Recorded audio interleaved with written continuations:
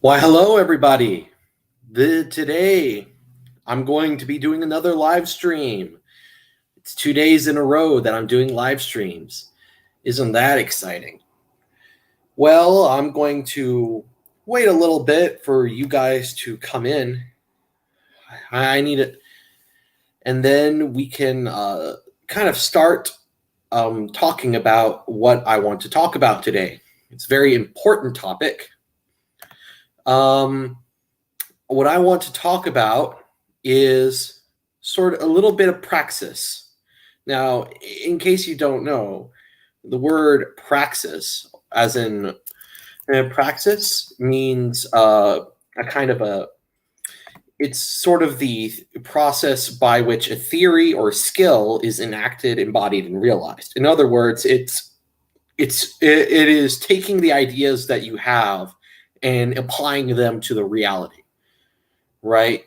So my last two raw takes have been about virtue ethics, and they've been about neo-absolutism. In case you haven't seen those, I'll briefly summarize. To briefly summarize, these kinds of so what we would call leftism is in reality the sort of positions that insecure power has promoted in order to subvert their enemies under the guise of equality and freedom, which themselves, if you know about the neo-absolutist framework, equality and freedom are just ways of talking about, oh, we're going to undermine whatever power structures.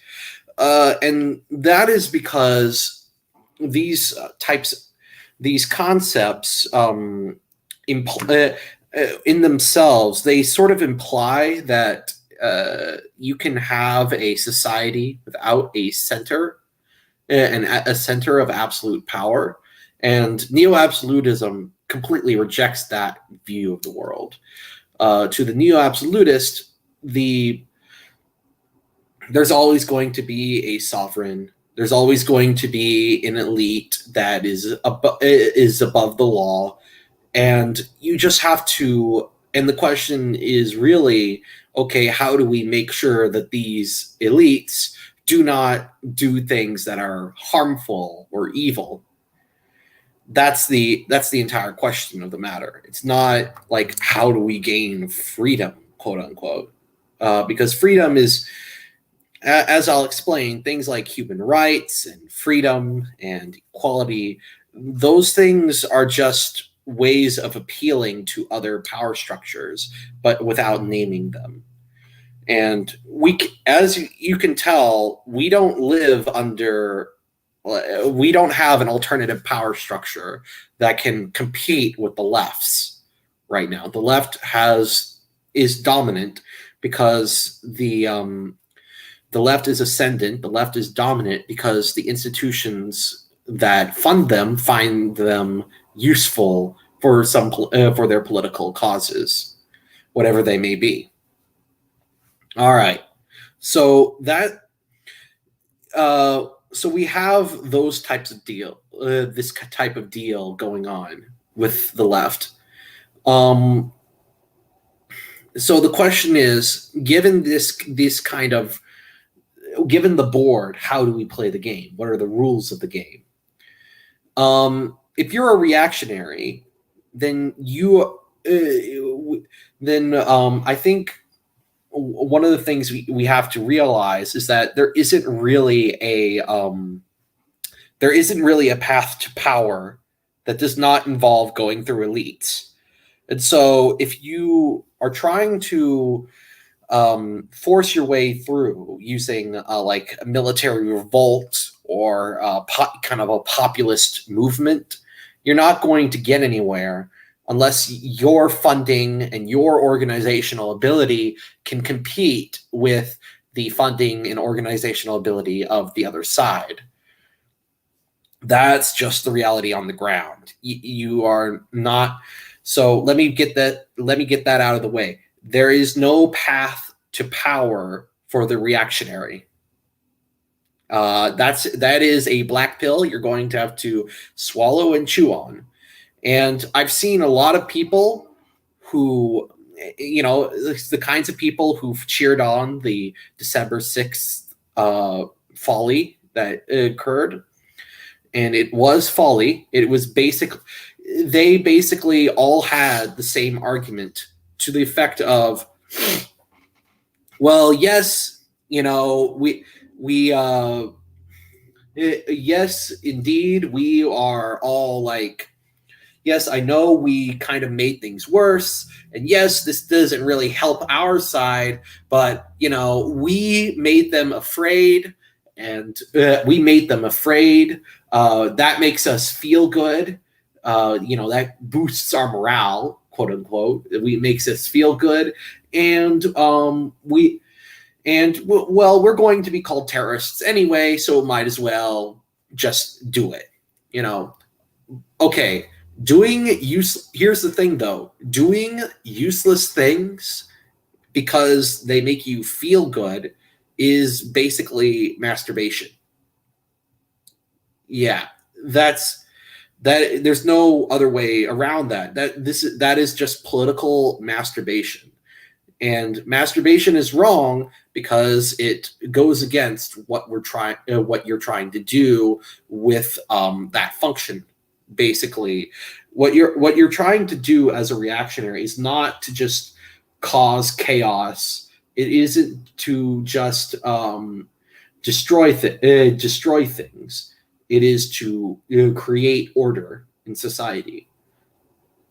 Okay, the primary problem with modern society is that there is a kind of intentional disorder caused by these insecure power structures that constantly promote freedom and equality because they're insecure. So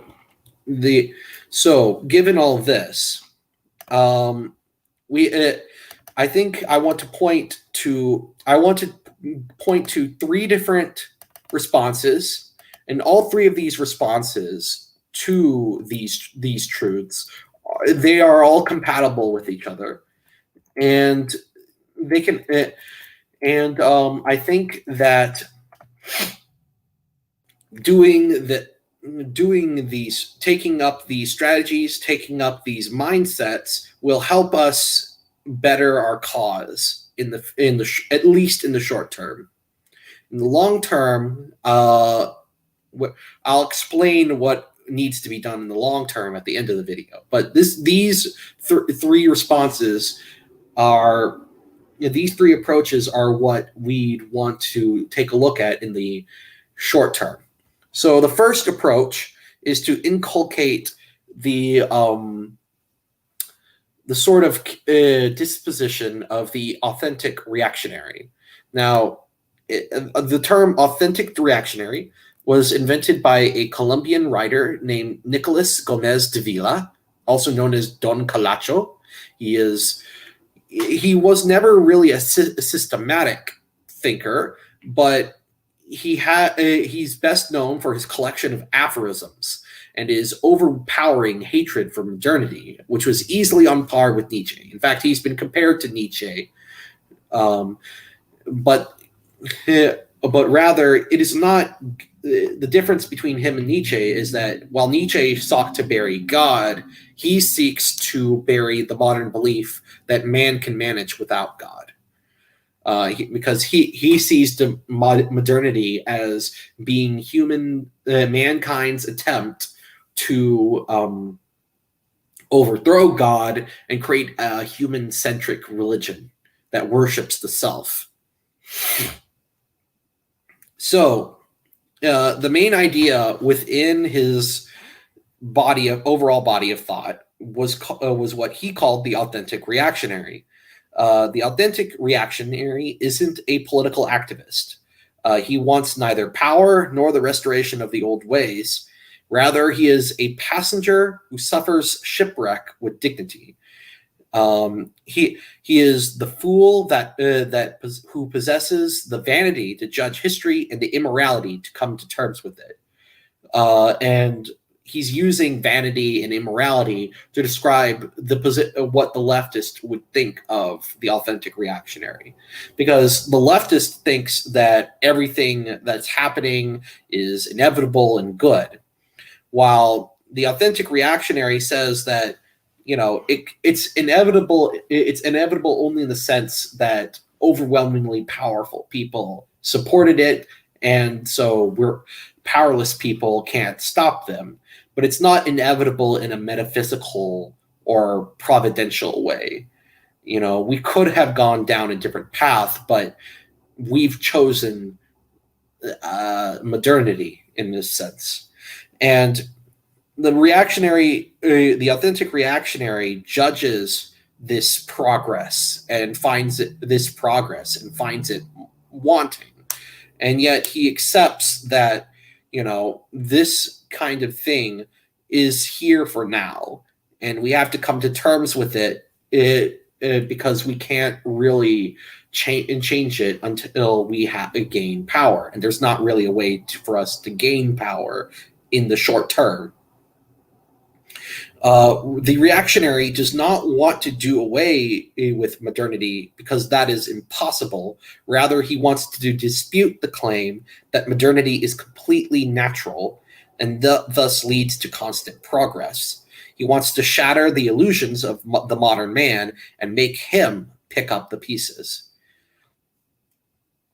While this idea can be developed, it should be developed in a more systematic fashion, I feel there is a kernel of truth to be found here, and Don Colacho's general approach has this air of ironic distance, political pessimism, and scathing wit that I think is necessary for reactionaries to emulate. The most important part about his resistance to modernity is that it is not political, it is religious. His struggle, the reactionary's struggle against modernity is not in power politics. It is within the soul. It is within the soul. It is making clear that you're going to follow these people's commands because they're forcing you, and you are not going to bow down towards them. You're not going to bow down towards them and worship them as the one true God, because they're not. If you're a Christian, you cannot bow to idols.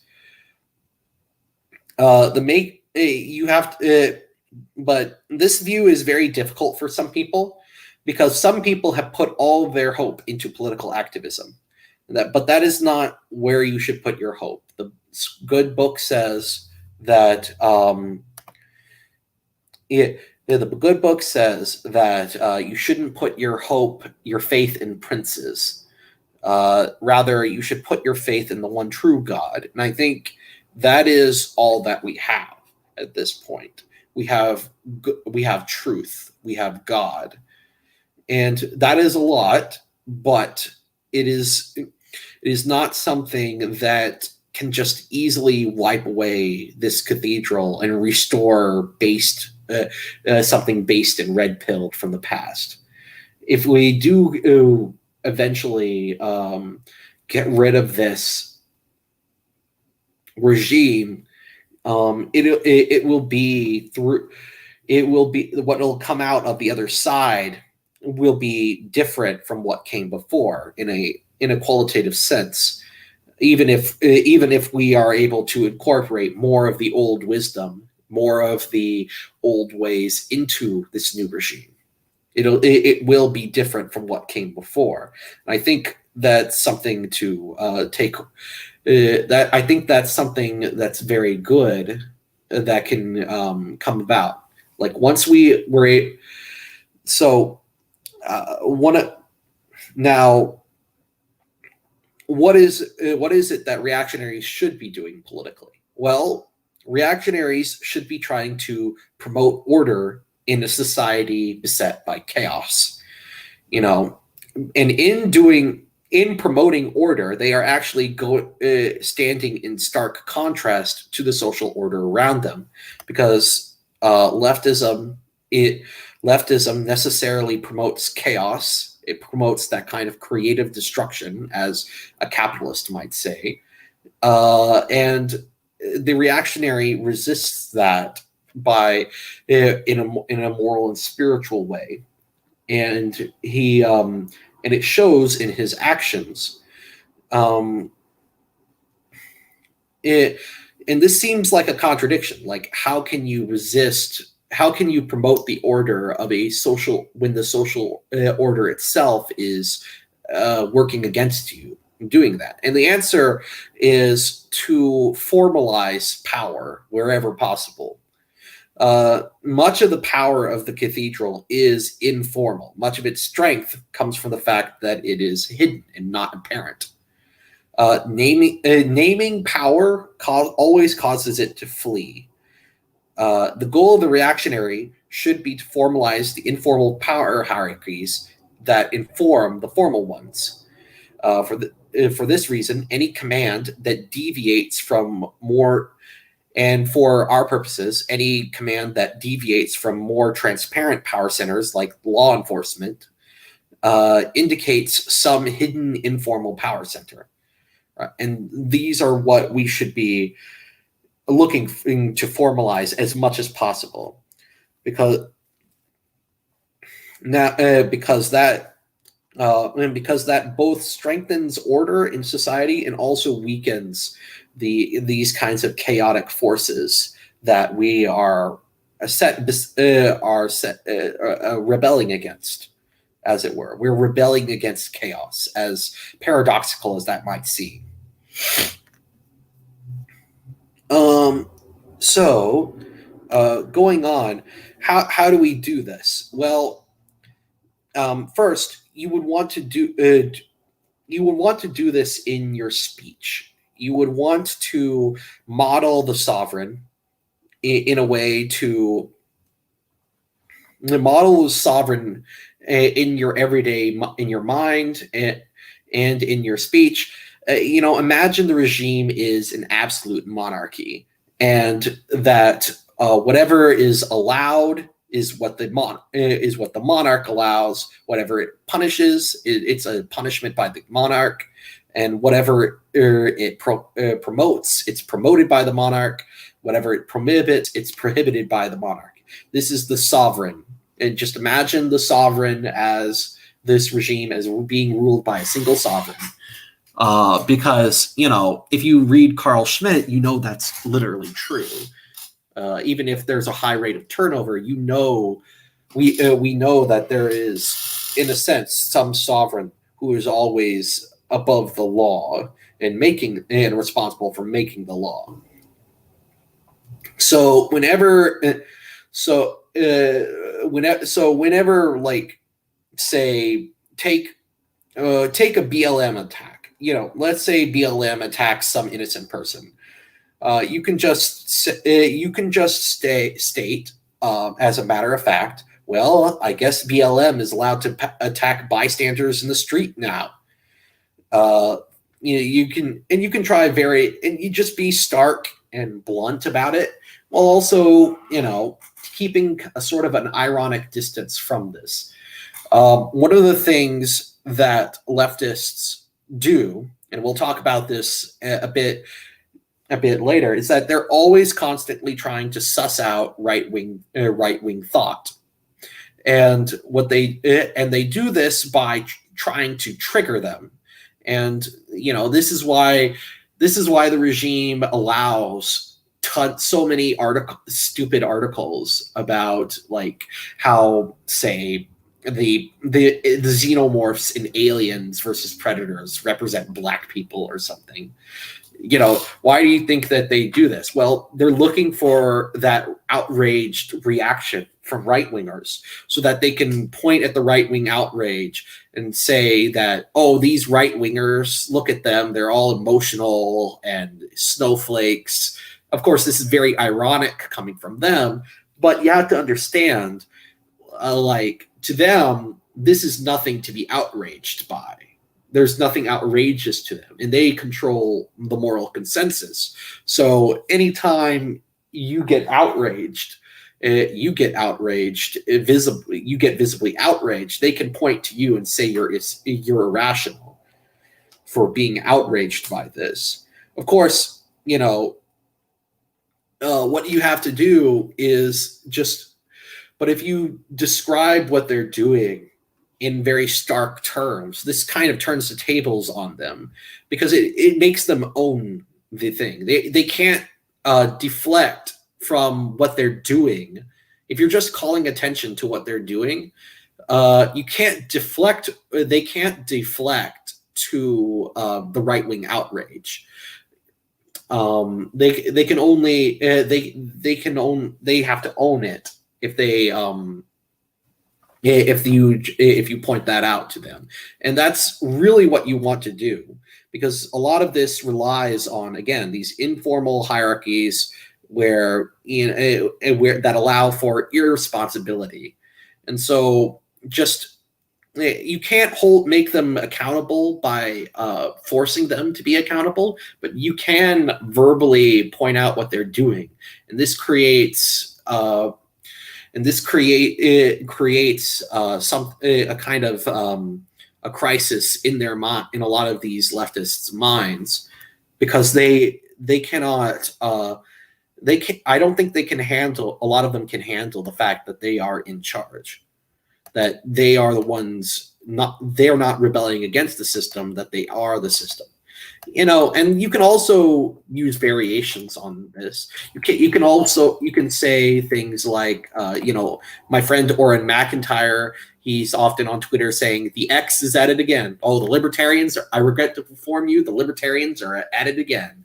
I regret to inform you that David French is at it again. That kind of thing.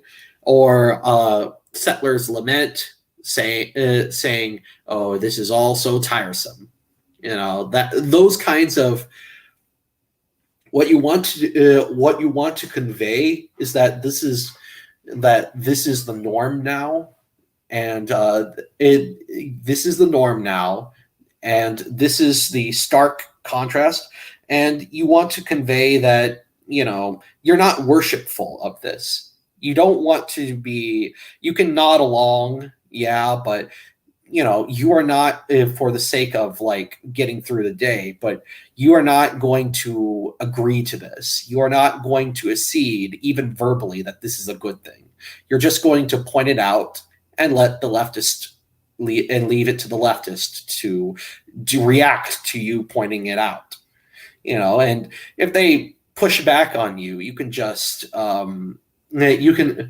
you can just go on to my next tactic. The next tactic that you would go on to, and this is shifting gears from the sort of Don Colacho approach to the approach suggested by people like Adam Katz of generative anthropology blogs. And that is the sort of asking for clarity from the sovereign. So because sovereignty, this system is so informal, the commands the sovereign gives are complex, and they can contradict each other, and they're highly situational. But the sovereign always wants its intentions to be clear, even if it lacks clarity, because it doesn't understand its subjects. So it's imperative for us reactionaries to ask for clarification. And asking for clarifications for what you're allowed to do and what you're not allowed to do is actually a pretty effective way of doing this, engaging in these power struggles without signaling that you are trying to violently overthrow them. Because generally speaking, what we're trying to do is formalize these things so that they can eventually be replaced. So take the question of women's studies. Should women's studies departments exist? Am I allowed to question whether they should exist? On the surface, it doesn't seem like the command to have women's studies comes from anything other than academic corruption, corruption of the academia and base kind of sleazy political activism. I suppose the discipline is permitted on the grounds of academic freedom, but in that case, shouldn't the questioning of women's studies be on similar grounds? The purpose of this questioning is to make the sovereign cough up a more explicit command. We must know whether we have to supplicate before women's studies, or whether, in fact, unbeknownst to us, we might be violating some higher mandate in doing so. The failure or refusal to issue a command gives us a map of informal power relations that will inform our next query regarding instructions. But if the higher powers double down and makes a command more explicit, the result will be more power division, subversion, and confusion. A lot of people in this informal hierarchy who thought that they were following and enforcing the rules will discover their relation to the center of power is different. What that means is, a lot of this is uncoordinated, or at least it's not formally coordinated. It's coordinated by all of these people having similar ideas. And this is a product of human sociality and social logic, to a large extent. And it's something that I've actually read a lot about. And as someone with autism, I had a hard time understanding this. And autistic people tend not to understand this because they tend to, the part of their brains that would normally be in tune with this just doesn't work as well. But when you put a bunch of children on a playground and you have have them just playing, they'll come up with a game. But they'll come up with some kind of game and they'll play it as if everyone is following the same rules. But if you were to ask each individual child what those rules were, they'd give you a different answer. And that is social logic at work. It is you're following the group, you're following the group, whatever it is, and you're not working by any kind of formalized rules. You are just doing what you're doing. You're just following the general groupthink. And a lot of leftists, if you are dependent on this, and if you do formalize rules, if you do force them to be formal, then they'll be fighting amongst each other. There'll be division amongst each other over what the correct rules are. This approach creates an ever more detailed map of the power sprawl that constitutes contemporary disorder and a model of disciplined attempts at securing power. We can keep asking the sovereign's enforcers for instructions until it collapses under the weight of its various power centers' continual outsourcing of their respective subversions of each other. Not that we should aim for such a collapse. As reactionaries, we're not supposed to be aiming for such a collapse. Rather, even if the order itself, even if doing this brings the order closer to collapse, what we're trying to do instead is we're trying to ask for instructions in such a manner as to provide instructions for the installation of genuine sovereignty later. Once we have this regime is locked down into formalized rules, it'll be easier to replace over time. Right. So that's what will be, and that's the kind of thing that we should be doing. Now, our goal, what is our goal in the short term, though? Our goal in the short term is to be secondary or tertiary targets. That is to say, we have to be high profile enough to attract free thinkers and members of the elite who despair of maintaining their privileges and would prefer truncated privileges in exchange for certainty. we have to be so there's as this disorder as this regime continues, there'll be certain members of the elite that they're going to dissent and dissent because they have that natural free thinking personality, and there's also going to be certain elites that dissent not because they're necessarily free thinkers, but because this regime creates a high level of uncertainty for them, and so they're going to appeal to people, and even if these people will give them give them less privileges than than the current regime does, the current sovereign does, the new sovereign will give them greater certainty, greater security. They're going to be willing to trade their privilege for security, and reactionaries should always be trying to appeal to those kinds of elites, because those are the kinds of elites that would want a more ordered society. But at the same time, while you're being high profile enough to attract the attention of those types of people, you have to be low profile enough not to become the sovereign's main target.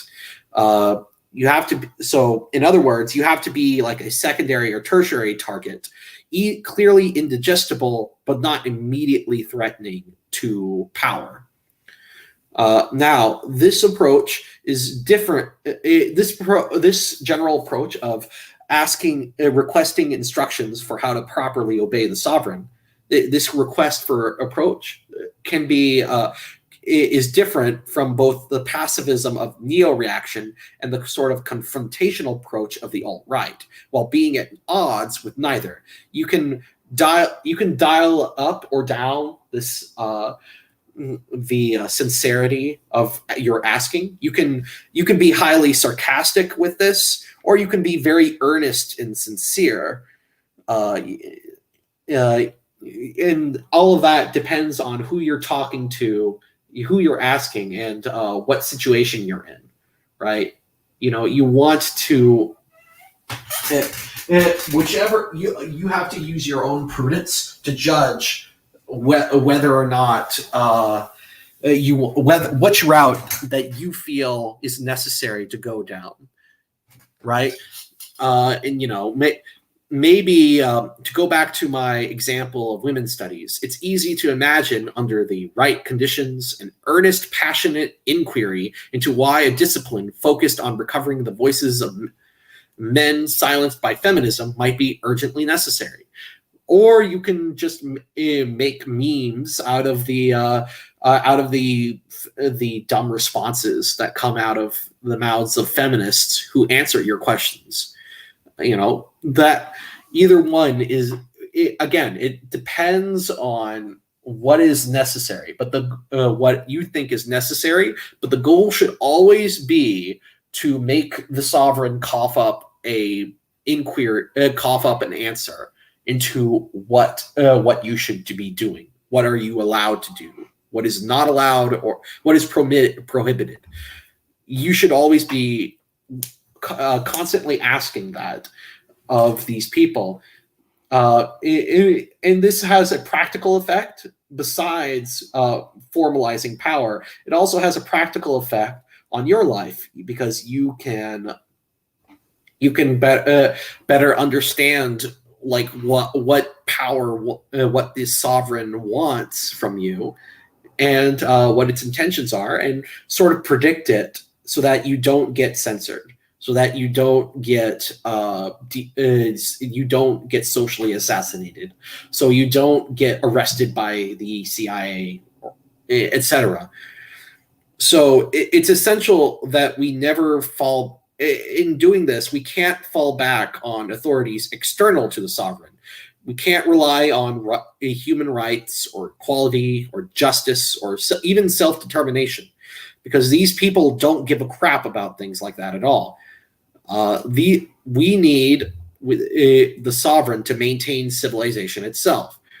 We also share a common interest in the sovereign, namely the desire to create a healthy outlet for resentments caused by the sovereign. We have that is our common interest. And unlike the current progressive paradigm, we have the solution to resolving such resentments. We can tell we know better than anyone what the cause of these resentments is and how to fix them. That is something useful to the sovereign, and it can be the ground for convincing people to sort of taking our ideas seriously. We just want to help that power become more secure, and then once it's and until the instructions it issues anticipate any request we imagine. In this way, we prepare for whatever restart becomes possible. Right, right. Leftism dies with the rise of secure power. That is to say, once we secure power, there won't be any need for the elites to promote like critical race theory or something like that, because there won't be any need for these people to. There won't be any power structures for these people to undermine. All the power structures will be formalized. The hierarchy will be established, and etc. So, obedience and civil disobedience are these are this is a caveat. Now, as a good subject of the sovereign, you need to learn what power is commanding so that you can follow it, and you do not need to follow it to a certain extent because the alternative is social or physical death, and you should avoid doing things that are both unhealthful and piss off the sovereign's enforcers, such as, say, trying to storm the Capitol in a half-assed manner. That said, you cannot. This is the caveat: you can't obey every command the sovereign gives, especially if you're religious. Right? If the sovereign commands you to do something positively evil, like bow down and worship the transcendence of the violated black body, or prohibit something good and necessary, like Christian homeschooling, you are bound by a higher power than any worldly sovereign to resist that sovereign's commands. But as it happens, the regime gives you an out. As it happens, the modern regime gives you an out. You can just say, my faith won't let me do this. You can say, my conscience, my faith doesn't let me, will not allow me to do this. This is an immorality. This is an immoral thing. And so you're not, and this works because you're not appealing to a political, you're not appealing to an external political idea like human rights. You're appealing to God's commands. You're appealing to a higher sovereign than the earthly sovereign. And God tells us in Romans that we have to follow and obey the earthly sovereign because they derive power from him. But like the Christian martyrs, we have to resist in a very civil way, in a way that does not cause more chaos. We have to resist what the sovereign tells us, and that can lead to martyrdom, and that is. But that is an acceptable thing because, whatever you do, again, our struggle against this thing is religious, and we can't allow ourselves to worship mankind. We can't allow ourselves to worship idols, even if the sovereign commands us. That's not something we can do. I'll stress again, neither popular vote nor violent revolt will help us because power always comes from power, and all successful revolutionaries were the products of either the old regime or some foreign power. And since we have neither of these things, We can't just do away with modernity, but we can resist it. We can put up a spiritual resistance against this thing. All right. So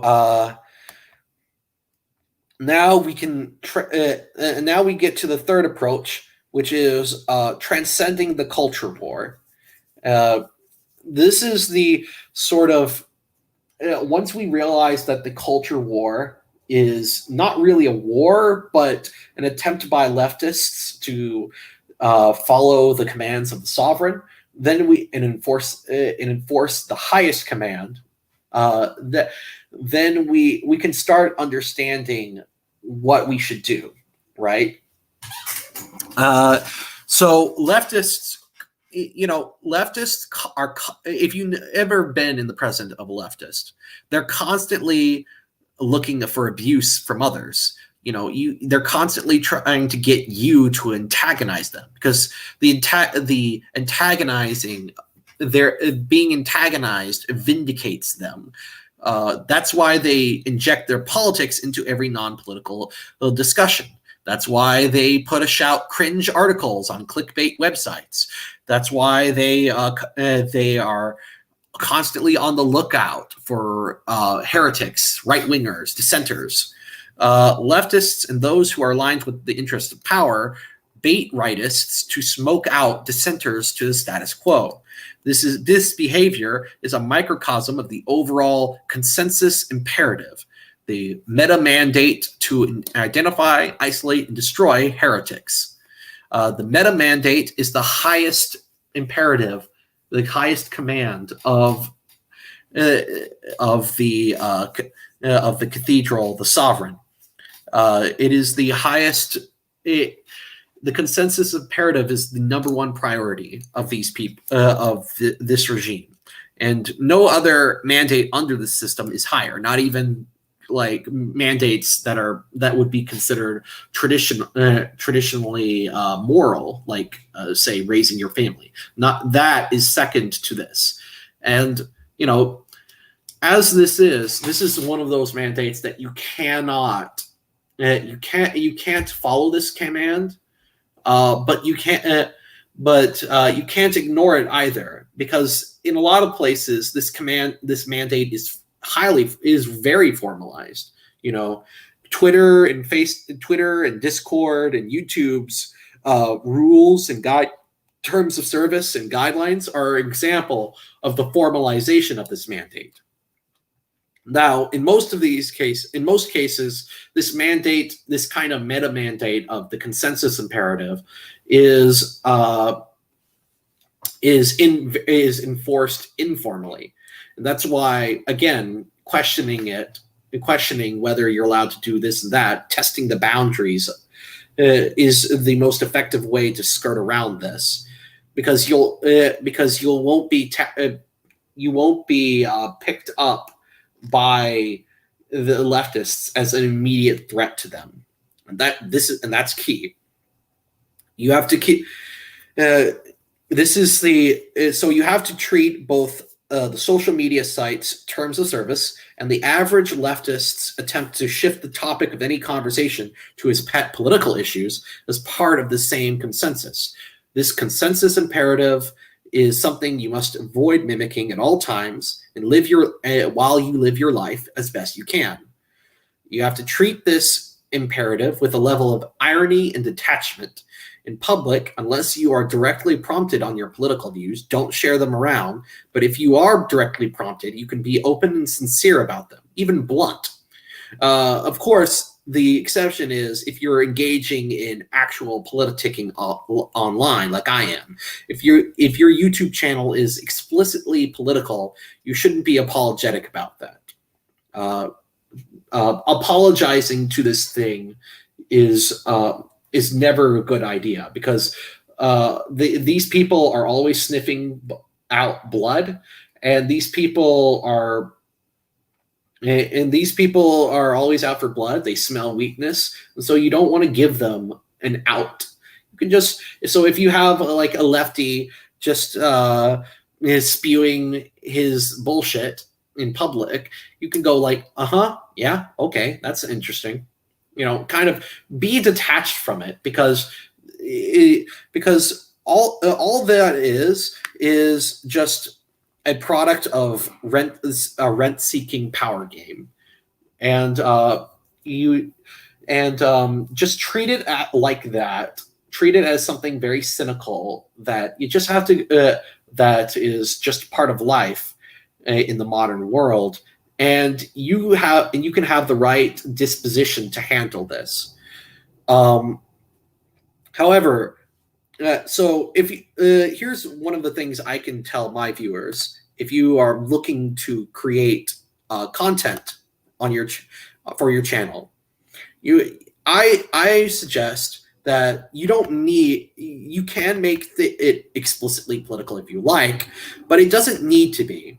You can make your channel about whatever you are passionate about. You can make your channel write or make videos about whatever you're passionate about: movies, music, video games, books, exercise, arts and crafts, hunting, sports, playing cards, or maybe even academic subjects like history. You name it, you can make that stuff. This approach is effective because it bypasses one of the left's most annoying traits, which is the kind of view that they have that being a leftist is synonymous with being a good person, and anything against that is evil. Anything against that is Nazism. It is the cathedral creates this entire hyper reality just to convince the vast majority of people of this. But by being a good person and an unapologetic right winger, if you're directly prompted, be sincere and open about your views.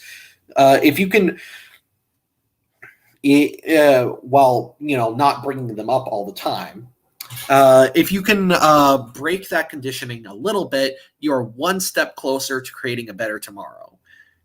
Because if you can, because breaking that hyperreality is key to red pilling these people.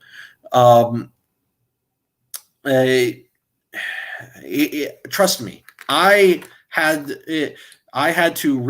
was red pilled by the first step to my being red pilled when I was a leftist is realizing that that what I believed about leftism was and leftists being moral was false. That leftists were actually immoral. That was the first step on my journey to being red pilled. And you'll see more of that kind of thing going on as time progresses. And the reason for that is because there's going to be different conflicts that the sovereign is going to cause by being insecure.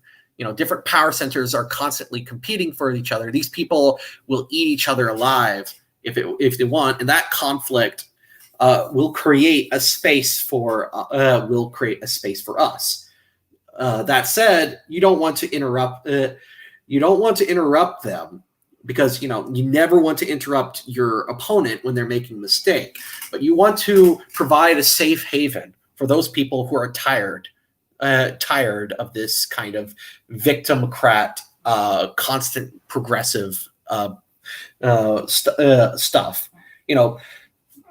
Because as this regime progresses, this kind of victimocracy, this victim mentality, these victimocrats will start becoming more demanding, and they'll more censorious, more irrational even. And this will create two types of people two classes of people that will start rebelling against this. There will be free thinkers and people who are worried about their place in the overall system that will try to conflict with these people to try to calm them down. And there will also be these more libertarian types who, they might accept the mantras of the regime, but they don't want to follow them because they want to be free to play that they don't appreciate that feminist telling them that no, you can't play this sociopathic pimp in Grand Theft Auto. You can't do that, and we're not supposed to join one side or the other, but rather we should create a space that is secure, a space of order that attracts these people and opens them up to new views, and eventually, and this will lead them down the road to red pilling. And I think that is going to be our goal in the short term, to create, and that's supposed to be our long-term goal. Our long-term goal is to create spaces where we can thrive and live, and as reactionaries, as conservatives, as people who dissent from the overall power structure. If we can do that, we will be on a much better path forward. That said, I will admit that I am still trying to really appreciate everything that's happening. I will admit that there's a lot I don't know. I'm still searching. I don't have all of the answers, but this is looking at the situation, this seems to be the best strategies I've come across, and it seems to accord with my experience and with my personal experience and with the kind of theories of what the cathedral and what this progressive movement is. You should really. So to recap, the three approaches I presented were kind of this religious resistance marked by political detachment. This asking the sovereign for questions and clarifying questions to formalize power, while also just stating out loud, "Oh, I guess this is what's happening now," and doing that without coming across as complaining or outraged or whatever, because who on earth is going to hear your complaints? Not these people. Complaining is useless. And the third thing you should be doing is trying to transcend the culture war by, you don't want to engage by not engaging with like the average leftist and constantly arguing and bickering with them and trying to reinforce and avoiding reinforcing their hyper reality. Instead, you want to be a good person, live a good life as best you can under these conditions, while not being apologetic about your personal beliefs. Again, our struggle is religious, not political. We do not have the power to engage these people on the level of politics, but we can engage them on the level of religion and belief, because the truth is on our side. God is on our side. All right. So that wraps up what I wanted to say. Looking at the comments here, MGTOW is life. Greetings from Brazil. Well, MGTOW is kind of interesting. In a way, I have a kind of a different opinion about MGTOW from the distributist. I understand their complaints about how femininity has been corrupted in modernity, and how that and that can burn out a lot of people.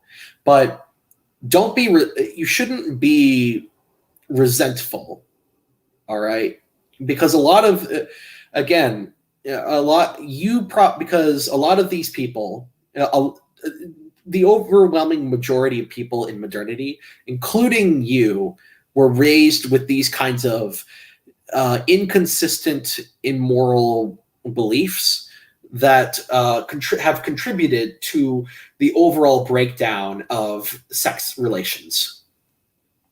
That breakdown is creating chaos and creating power-hungry rent seekers, and creating the immorality that you see. So MGTOW types, rather than getting angry against women, we should be focused on having an air of detachment. The idea of I don't endorse. I don't believe in. I don't believe that all women are bad, and like some MGTOW people are. I'm not that black pilled on the women question, as it were. I mean, even if the dating market needs to be operated and moved about with caution. What I would. But if you want to be celibate, be celibate. There's nothing wrong with that. In fact, religious celibacy is something honorable according to sacred scripture. Just don't use that the fact that you're single as an excuse to be a libertine. That's a problem that I see with a lot of MGTOWs, that a lot of them are libertines, and I can't approve of that as a conservative. But if you want to be celibate, if you want to swear off women as a lost cause, and try to live the best life you can as a single man devoted to God, then I have nothing against that. And you can, and who knows, maybe by being more devoted to God and less devoted to your family, whatever family you might create with a woman, you might be able to do some good for the world and become a better leader. Again, that's what I think of MGTOW, and I hope that. All right. Oh, hey, another guy says that he's also from Brazil. I've got a couple of Brazilians on here. Very interesting.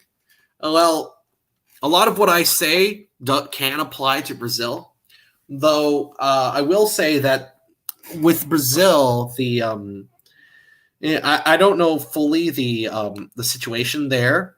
I just hope that Bolsonaro does what Donald Trump failed to do and excises the kind of sorry, I got something up in my nose. Bless me. Excuse me.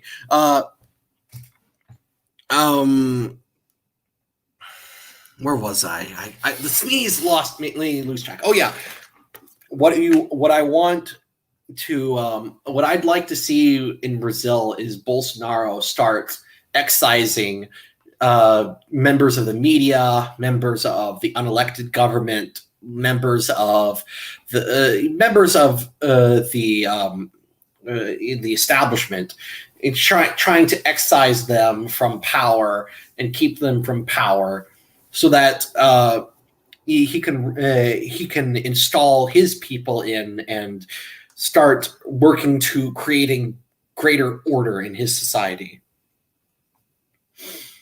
All right, we've got another person here that's a South African. Oh, interesting. Well, I hope South Africa is its own thing. I do hope and pray that for all the people involved who are dissenters of that regime, I hope and pray for your safety and for the livelihood of your children. Sometimes, again, most of what I said can be applied in in the kinds of social situations you'd see in America, even in highly progressive cities. These kinds of things can be this kind of thing can be applied, but and this is the important bit. I don't think it's universally applicable to other contexts. Like if you are constantly being if the regime is actively persecuting you, like physically, or it's allowing people to generally physically persecute you, then you do have a moral duty to resist that physically yourself. You have a duty to defend your home, defend your property, defend your family, and you might need, even if that requires collective action. That said, you don't want to overreach. You can't try and overthrow the government, because that's just a fool's errand, like I said before. And you can't just overreach and try to take over spaces that have been occupied by the enemy, because you don't have their organizational power. Instead, you don't have their institutional backing. What you want to do is hold on to what you have. That you want to prevent the enemy from stealing what you have, and try and I hope that the situation there changes, and I'll have to look into more about what South Africa is like before I say anything else. My experiences can only apply to the American and generally Western contexts. All right. So I've been rambling for about an hour now. I hope that all of you have a wonderful day. I hope this video is helpful to some people. I'll leave links in the description to the sources of where I was getting some of these ideas. Some information on Don Colacho, the idea of reactionary political praxis from GA blogs, and also a video on how to transcend the culture war by a YouTuber named Narmil, who I want to have on this channel sometime, because he seems like he has a good head on his shoulders. All right. So God bless all of you, everyone, and have a wonderful day.